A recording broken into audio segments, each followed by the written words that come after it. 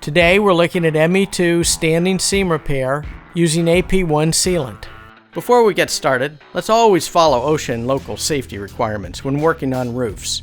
Always plan your work in advance. This includes products and tools needed to complete the project. Another consideration is weather. It can impact the installation and proper curing of APOC products. Additional information on weather requirements can be found at apoc.com.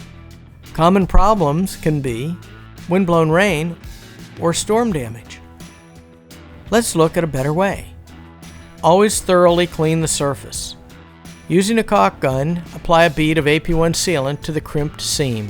Now your APOC ME2 standing seam repair is complete. For additional information on energy efficiency, maintenance coatings, liquid applied roofing, visit us at apoc.com.